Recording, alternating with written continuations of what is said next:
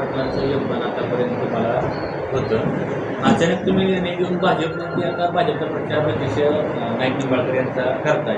यामध्ये सक्रिय होण्याचं काय कारण आहे? 100% मी मोहिते पाटलांचा कार्यकर्ता होतो, पण या 4.5 वर्षामध्ये रामभाऊ सातपुते आपल्या तालुक्याचे आमदार झाले आणि त्यांच्या पण संपर्कात होतो. त्यांचा विकास काम भारतीय जनता पार्टीचं रामभाऊंचं विकास काम बघितलं आणि आमच्या भागात भरपूर विकास केला रामभाऊंनी.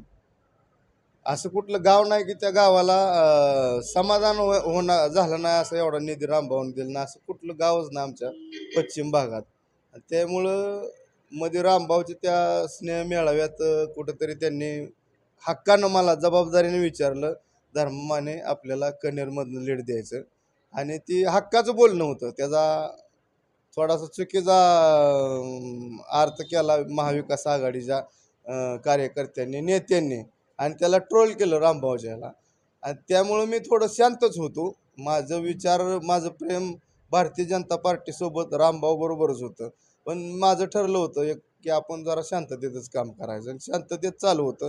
पण पाठीमागच्या 4 दिवसापूर्वी माननीय बाळदादा आमच्या कन्हेरमध्ये आले आणि कन्हेरमधल्या त्यांच्या काही 4-10-5 कार्यकर्ते गोळा केले असतील त्यांनी.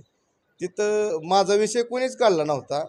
बाळदादांनी 3 वेळा खुदून विषय काढून धर्माला पण रामभाऊ बरोबर बीडला पाठवा अशा प्रकारचं वक्तव्य केलं. त्यामुळं ती कन्हेरच्या जनतेच्या कुठंतरी थोडंसं मनाला लागलं आणि मला सगळ्यांनी प्रेस केलं, तू आता गप्प बसण्यात काय मजा नाही, तू उघड भारतीय जनता पार्टीचं आमच्या सगळ्या लोकांनी, माझ्या सगळ्या बरोबर जोडीला असलेल्या लोकांनी, मतदारांनी, कन्हेरची जनता स्वाभिमानी आहे आणि मी धनगर समाजाचा कार्यकर्ता आहे. मी असा त्यांनी काय केलं, कुचकं बोललं का धमकी दिली का काय केलं मला पण माहीत नाही, पण ते बोलून गेले, चुकीचं वाक्य करून गेलं आणि धनगर समाजाचा कार्यकर्ता असल्या वाक्याला कोण मोडेल पण वाकणार नाही असला प्रकार आहे. त्यामुळं मी आज भारतीय जनता पार्टीबरोबर उघड काम करतोय आणि बाळदादांना माझं यातून एवढंच सांगणं आहे, जोपर्यंत मी तुमचा कार्यकर्ता होतो, कार्यकर्त्याचं काहीतरी अजून वापराय गावत होतं, तोपर्यंत तुम्हाला बरं वाटलं. पण आज कुठंतरी मी वेगळ्या विचारधारेत, तुम्ही वेगळ्या विचारधारेत झाल्यावर ना आम्हाला बीडला पाठवायला तुम्ही निघाला.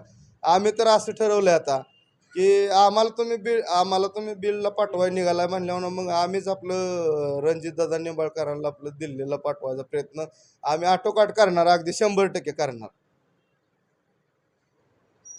मला एक सोलापूर जिल्ह्यातील आणि माळशिरस तालुक्यातील आणि पूर्ण सोलापूर जिल्ह्यातील जनतेला माझ्या माध्यमातून एकच संदेश द्यायचा आहे. रामभाऊ आणि धर्मामाने ही जर कोणाच्या मनात काय गैरसमज संभ्रम असेल तर त्यांना सांगायचं आहे, माझं भाव जेवढं माझ्या मनात आहे, माझं भाव त्यांना जेवढं माझ्या मनात स्थान आहे तेवढंच रामभाऊ सातपुते यांना माझ्या मनात स्थान आहे. माझं एक भावच आहे ते. एवढाच मला जिल्ह्यातील जनतेला आणि महाराष्ट्रातील जनतेला संदेश द्यायचा आहे.